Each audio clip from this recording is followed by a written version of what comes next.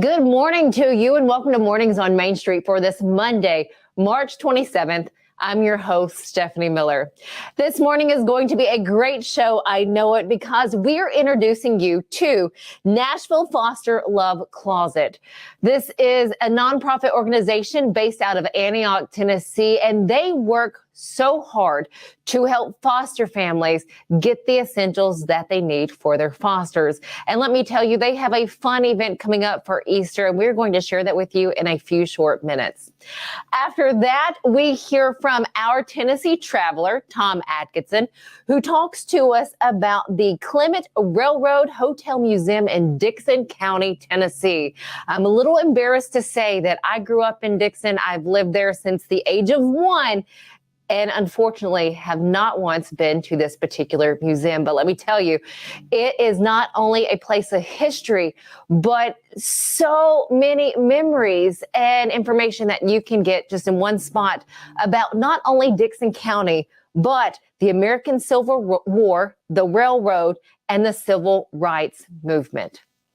Following that, Catherine Mayhew shares with us smash burgers this morning. We are revisiting this interview that we did with her quite a while back, but with the nice weather that we're getting, you may be looking for a smash burger truck, and she's going to let you know which ones are the best. We have that and more coming up, but first, let's get a check of our headlines.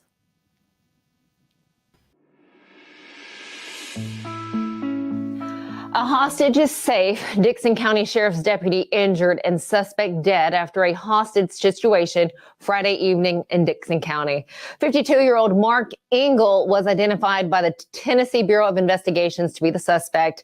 Now, he had reportedly barricaded himself and a female inside of a house, and upon hearing a shot, the special operations team attempted to breach that home, at which time the suspect had reportedly fired upon deputies, shooting one in the upper left arm.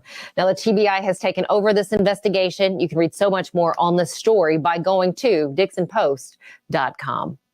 Metro planners are inviting the public to give feedback during a series of public meetings across the county next week. This is in Davidson County. Metro planners unveiled 2 draft Metro Council district maps on Friday in accordance with a new state law that caps metropolitan legislative bodies at no more than 20 members. Now, this is cutting down to the council's current 40 members. You can read all of this and the proposed boundary lines by visiting MainStreetNashville.com. And this guy right here, Oliver Steele of Mount Juliet, get this, he's made an appearance on the 21st season of American Idol, if you didn't know, closing the episode last night. Now, Steele, the son of blues guitarist Toby Steele, credits his father on instilling him with the music and his love that he has for it and understanding the career that musicians have. You can read so much more about Steele's journey in music and his time on American Idol by heading over to WilsonPost.com. And to get a check of the weather and what is in store for us later today in the next couple of days, we have Tennessee Valley weather. Take a listen.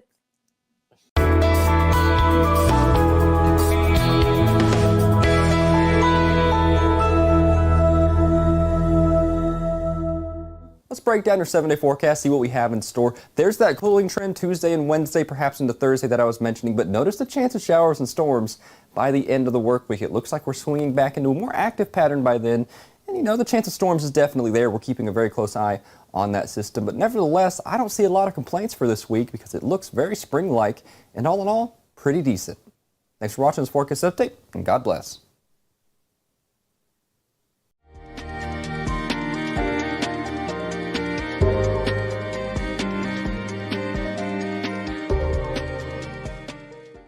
At Miss Lucille's, we go for apple pie. A place that feels like a home away from home. A comfortable place to bring your family from out of town. It's a place where great conversations are had. It's a place where you can shop 200 small businesses in one location. It's a place for you to shop for gifts for any occasion or just to treat yourself. Come on down to Miss Lucille's. You'll be glad you did.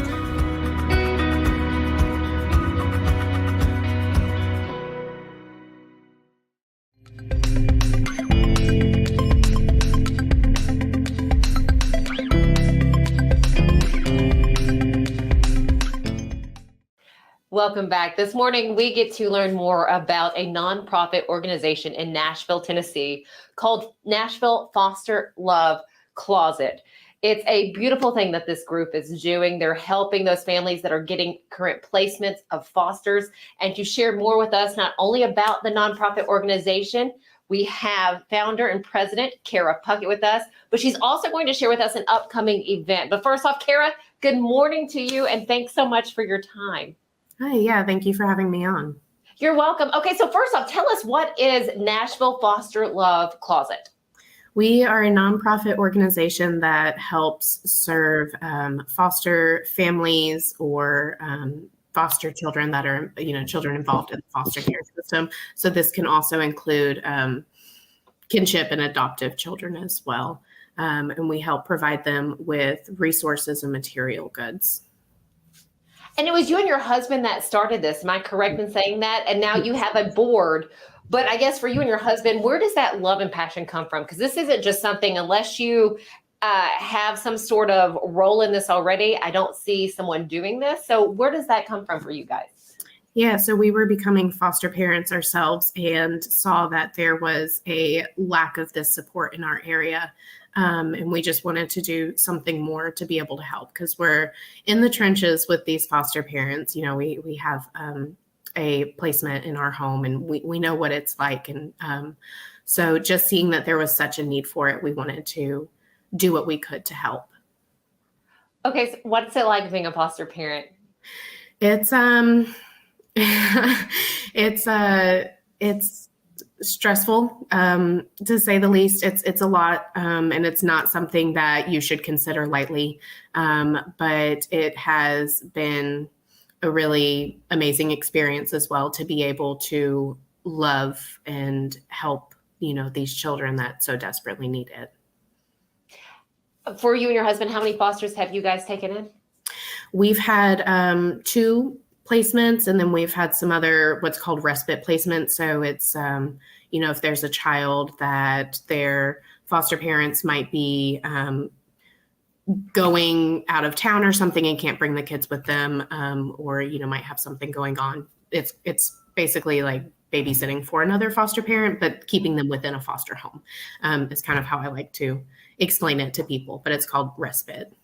Respite. Okay. And for the foster parents, for you guys, I mean, the community of foster parents, are you able to kind of come together and talk about either the hardships and of course the joys as well? But is there a community there so you're not just kind of on your own? Yeah, absolutely. I have found it really helpful. I'm in some different foster parent support groups online, and there's several specifically in Tennessee and, different counties and areas. So it's really nice to be a part of those groups, and they're private groups. So we as foster parents can go and vent if we need to, or my favorite is when people do make those posts like, what are your joys this week? What is something really great that has happened recently with your placements in your home? Well, and I love that the joy is being shared. And I love that's something that you kind of, really put focus on, because those hardships are going to come, but those joys can really uplift the spirits. And speaking of a joyful time, you have a fun Easter event coming up, which I think is totally cool. What do you have?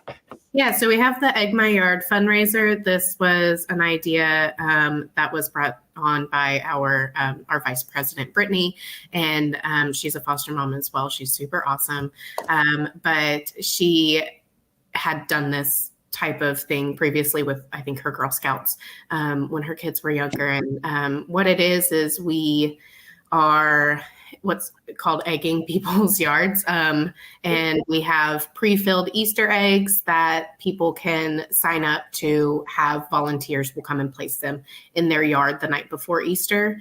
100% of the profits goes back into our organization, because we are completely volunteer run, including myself. And the rest of our members, we're all volunteers. So it's really great that, as our first fundraiser, we're able to, spread this in a fun way and, raise funds to go back into our organization so we can start doing more things. How cool is that? How fun is that? And for those of us who would either like to, contribute to the upcoming fundraiser that you have, or just to you guys as a whole, how can we do that? Yeah, so you can, on our website, which you have shown there, there is a donate tab where you can donate via Venmo or PayPal. For the Easter egg hunt, you can sign up through, we have it posted on Facebook, where we, have people can get the link there to sign up for it. There's also an option that, some people have said, I don't have kids, but how can I help? I don't have kids to Easter egg hunt in my yard. And we have people that have been signing up to sponsor foster families to have their yards egged as well. So we have, I think, about 20-ish foster families right now that we have raised enough funds to egg their yards free of cost for them. That's incredible. So hopefully more people will continue to donate to this. Now, on the other side, for those who are maybe looking to be fosters or they want some just information about the work that you do, can they go to the same website and get information or connect with you? Yeah, absolutely. And I love talking to people about that kind of stuff. When they say, I'm interested in becoming a foster parent, what's it like? And I love being able to, talk through that with people. And we always say, not everybody can be a foster parent, but everybody can do something to help. For those, because you shared kind of like the group that you guys have as foster parents, and only you will know what the kids say. What do you hear from your fosters? Like, what is, I don't know, what do you hear from them on, the daily basis or every now and again? What is that feeling you get from those that you're fostering? Yeah, so it's I'm not gonna lie, it's not always, rainbows and like I love yous and everything like that. We, have some really hard days, and I hear it from all foster parents, especially being a part of those groups. You hear that kids have really rough days, and they don't owe us gratitude, and a lot of them are appreciative, but at the same time they've been taken and from their biological families, and they've been through really traumatic things. Just some of the stories that I've heard, it's heart-wrenching hearing what some of the kids have been through. But a lot of the times the kids do have appreciation for, us or their foster parents. And but at the same time, they have hard days too. And it's completely understandable that they do. Yeah. Well, thank you so much for doing what you do, for being a foster, for providing what you provide here through the Nashville Foster Love Closet. God bless you. And thank you guys very much. And I can't wait to check with you in the future to see the success of this event and to share upcoming events. So, Kara, thanks so much. Is there anything I haven't asked you that you would want to share or feel like people need to know either about fosters or your organization? No, I don't think so. Yeah. I mean, we just, like I said, everybody can do something to help, even if it's not monetary donations. We always need volunteers to help sort donations and, make meals for families. We, give meals to families that volunteers make. And our birthday love program, we have bakers that make birthday cakes. So there's all kinds of ways that you can get involved, whether it's giving of something or just giving of your time. Love it. Kara, thank you so much for your time this morning. We appreciate it. And thank you for letting us highlight what you're doing. Absolutely. Thank you for having us on. You're welcome. Stick with us here on Mornings on Main Street. We have more coming up after this. But again, don't forget to look into the Nashville Foster Love Closet. Maybe make a donation or, help out those who are being fostered. So you can do that by going to their website. We'll be right back.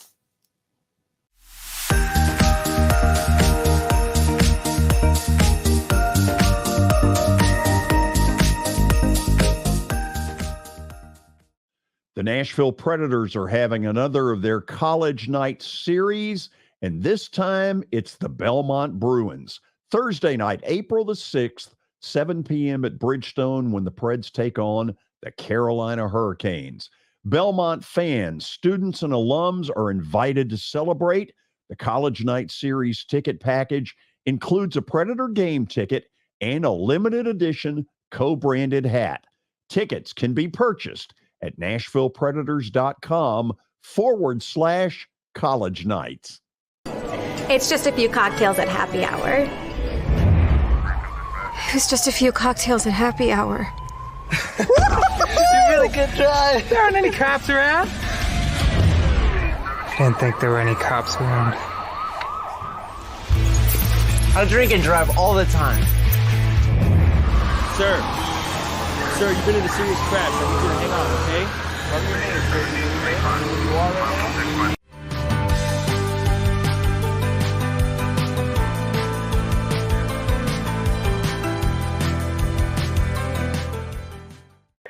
Welcome back to Mornings on Main Street. Isn't it so fun to discover new places? Well, we have a spot for you to visit in Dickson County, Tennessee. And to tell us all about it and what you can learn there, we have our Tennessee traveler, Tom Adkinson, with us. First off, Tom, thank you. Always a treat. Good morning again. Good morning. So in Dickson, Tennessee, there's a location, a hotel that you can go to learn about. Is it railroads? It is a relic from another era of travel. It is the Clement Railroad Hotel Museum. Okay. And Clement refers to Frank Clement, who became governor. And Railroad Hotel, because it is right beside, and Clement was there as a child. Mm-hmm. Railroad Hotel, because think about it, before there were highways and motels and motor courts and Holiday Inns and everything else, mm-hmm. railroads were the way people travel. You get mm-hmm. off the railroad, you need a place to stay. This was a small town, 2-story, 10-room hotel, built in 1914, and it's intact. It's been preserved and restored, and it's now a history museum and a model railroad location and a tribute to Frank Clement. It's a lot in a small package, and a great look at how things used to be. I am still just blown away. Tom, I grew up in Dickson County. I was on Main Street so often, and I go back, now because I get from White Bluff in Dickson, yeah. And I'm just blown away that I haven't been to this spot. How did you stumble across it? I got curious after a zillion times of driving up and down I-40 and seeing the sign that says Clement Railroad Hotel Museum. And I finally said, I'm going.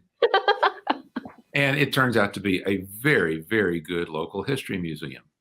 Stories of the region, personalities involved, Civil War history. There was a significant iron ore industry there in the 1800s.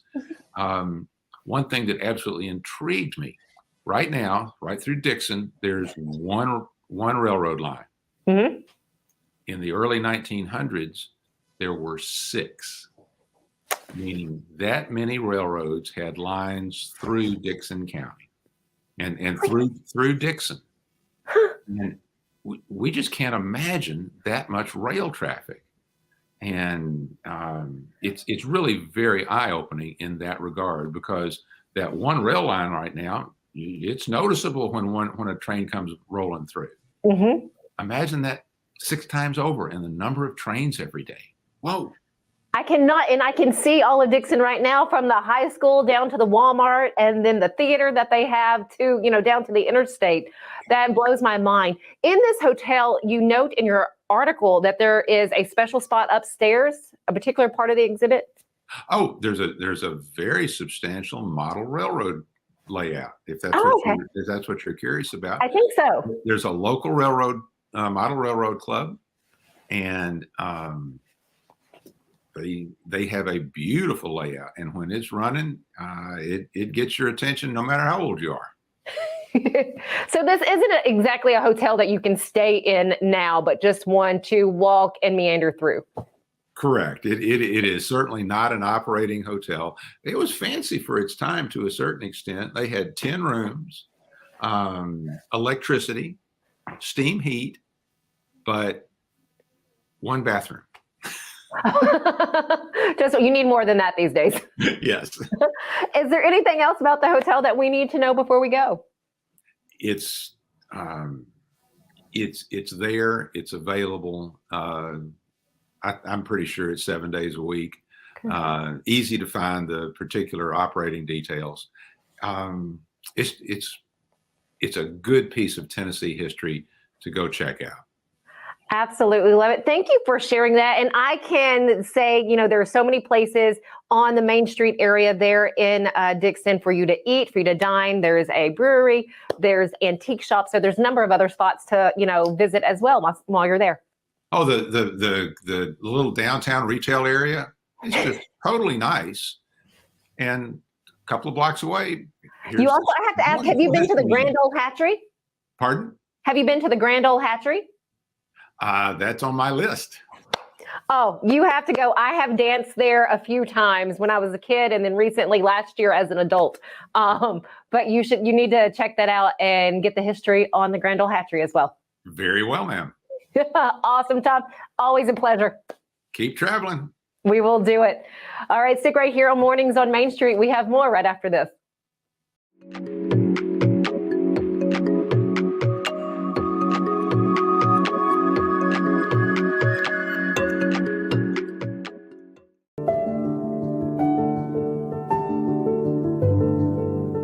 Welcome to the Omni Nashville Hotel. Urban elegance with a vintage touch. Our 800-room hotel opened up in the fall of 2013 with 746 guest rooms and 54 suites.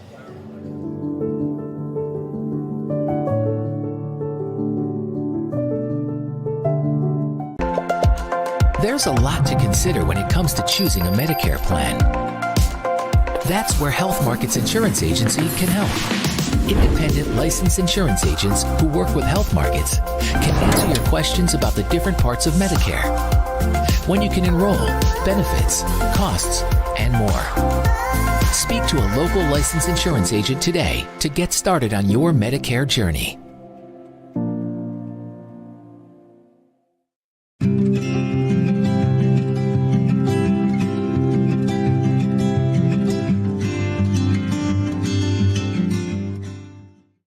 Welcome back.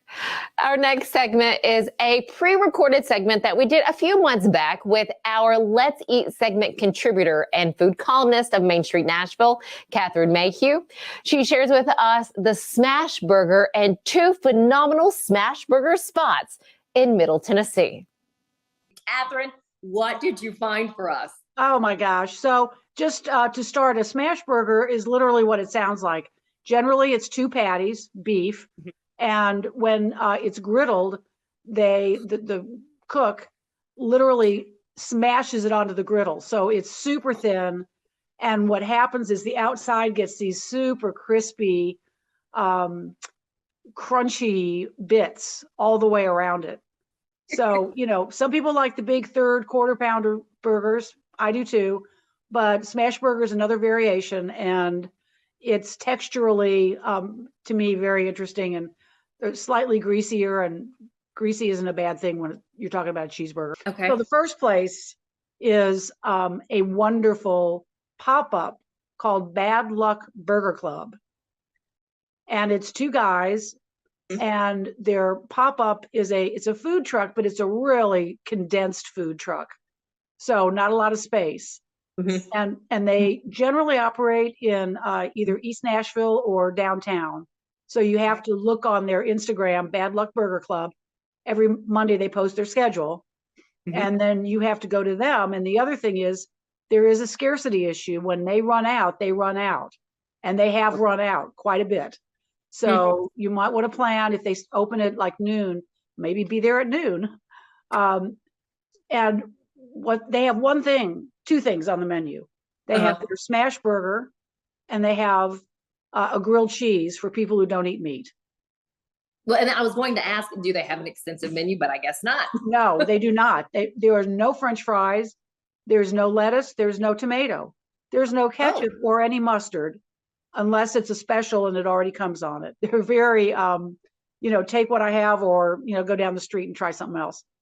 But you're getting the full flavor of the burger and the cheese, and I'm assuming, whatever seasonings they have, that's what they want you to taste. Exactly. So the burger is, again, two patties, American cheese, the only cheese for a cheeseburger, in my opinion, highly processed. Yes, ma'am. Super melty. And they have their own sauce, which is kind of a mustard-based sauce. It's a little creamy, so there's either some mayonnaise or some Miracle Whip or something else in there. Very, very tasty. And pickles. That's it. And a super soft potato bun.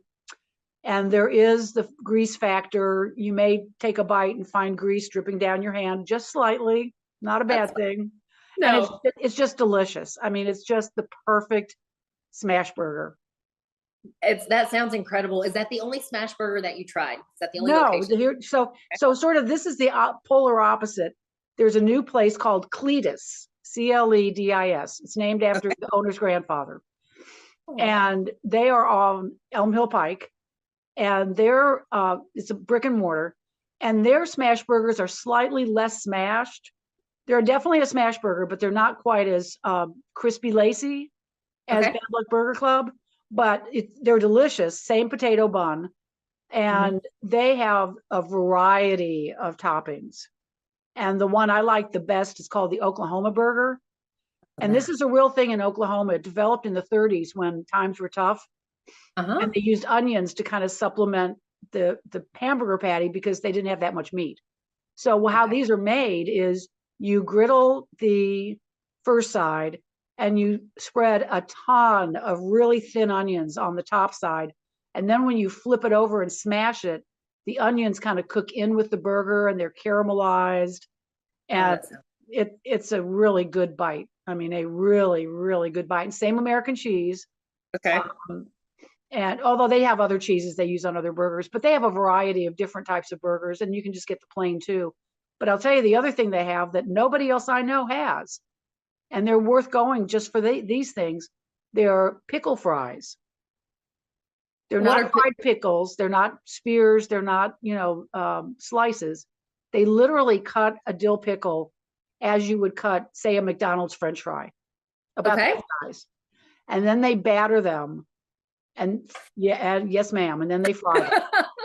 They are insanely good.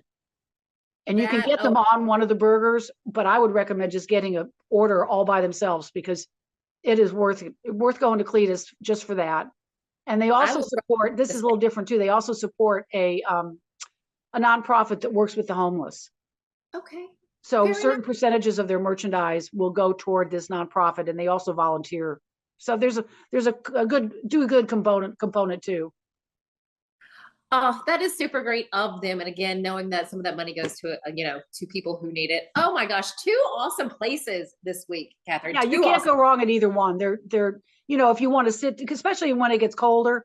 I'm not sure if the Bad Luck boys will alter their schedule or not. But as they said, follow their Instagram. It's just hilarious. And as they said, as long as you're willing to stand in the line, we're willing to be there to make a hamburger for you. Oh, I love it. So Bad Luck Burgers the Bad Luck Burger Club.